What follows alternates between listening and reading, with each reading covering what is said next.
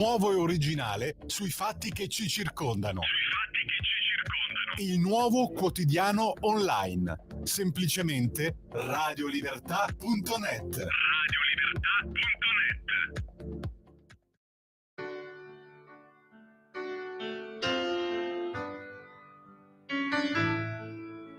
Va ora in onda Liberamente. Variazioni e scorribande con Giovanni Salluti.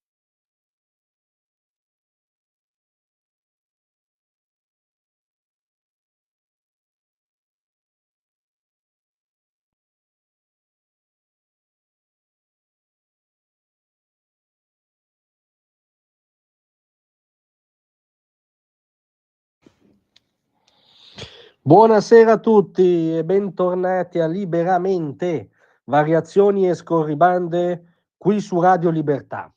Allora stasera potremmo intitolarla Cronachette dalla periferia dell'impero. E sì, perché mentre al centro del mondo la rivoluzione Trump spazza via la cultura buonista e quel marchingegno pseudoculturale noto come woke, che poi consiste nella perenne automortificazione di sé, nel perenne senso di colpa alimentato ai danni della propria cultura e del proprio mondo, e della fattuale sudditanza, se non esplicita sottomissione, per usare la parola simbolo di Michel Houellebecq, nei confronti di altre culture, nel 99,9% dei casi quella islamica. Ebbene, mentre al centro del mondo, soprattutto nel mondo libero, non è un dettaglio, il ciclone Trump sta archiviando questa stagione folle, ideologica e masochista, e sta annunciando il tramonto definitivo dell'ideologia woke. Alle nostre latitudini, da questa parte dell'oceano siamo sempre indietro, ahimè, di qualche anno, a essere generosi, continuano a manifestarsi frammenti, sintomi di questa vera e propria malattia culturale che ci affligge.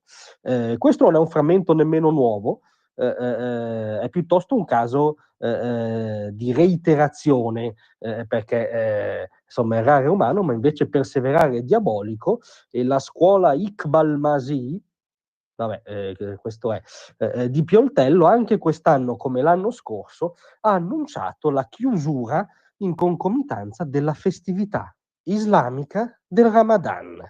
La data prevista è quella del 31 marzo prossimo.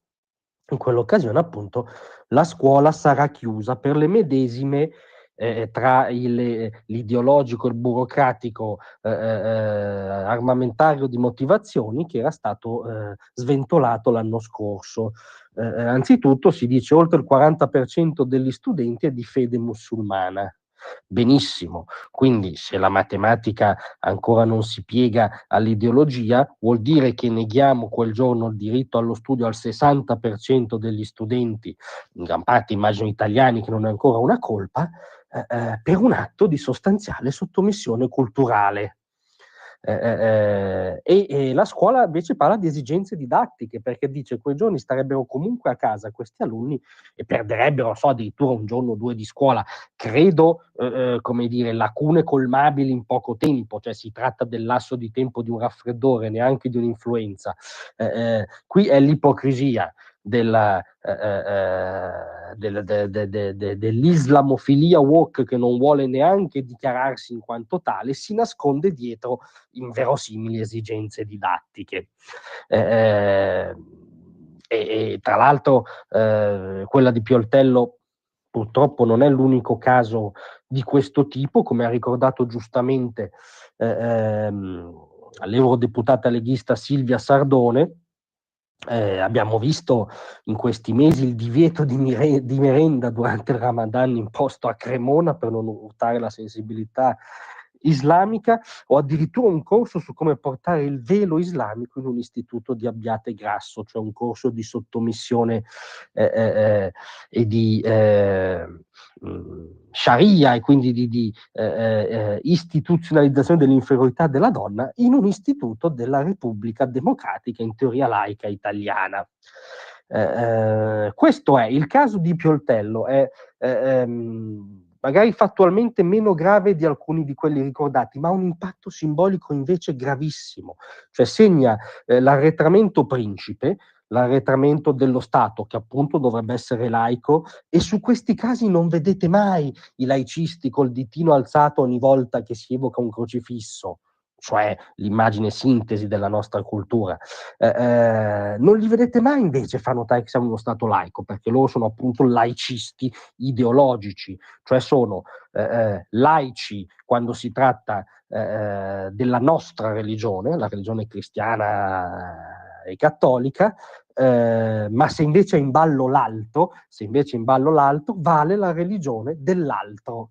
Cioè lì allora si mette da parte la laicità, vale quella che Sir Roger Scruton chiamava oicofobia, cioè l'odio, la vergogna della propria casa, della propria tradizione, l'apertura indiscriminata alle tradizioni altrui. Non si capisce perché nella Repubblica laica e liberale italiana si debbano chiudere delle scuole per Ramadan.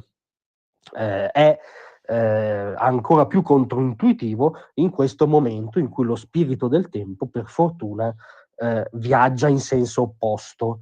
Ci vorrà ancora un po' di tempo da questa parte dell'oceano e in alcuni anfratti ideologici italiani, il mondo della scuola spesso, ahimè, è tra questi, ma la loro ormai è una battaglia di retroguardia. Il ciclone che parte col ciclone Trump non si potrà fermare. Il ritorno alla realtà, il ritorno alla nostra storia, il ritorno alla nostra identità, il ritorno a una normalità per cui non ci si vergogna della propria civiltà, anzi magari la si rivendica, essendo tra le altre cose la civiltà della persona, del diritto, dello Stato laico, appunto, dell'uguale dignità di ogni persona davanti alla legge, e non si cadrà più in questi equivoci culturali. Ci vorrà un po' di tempo, ma la ruota della storia è girata. Quest'anno Pioltello chiude ancora per Ramadan, ma lo spirito del tempo, per fortuna, viaggia da tutt'altra parte. Grazie a tutti, a domattina.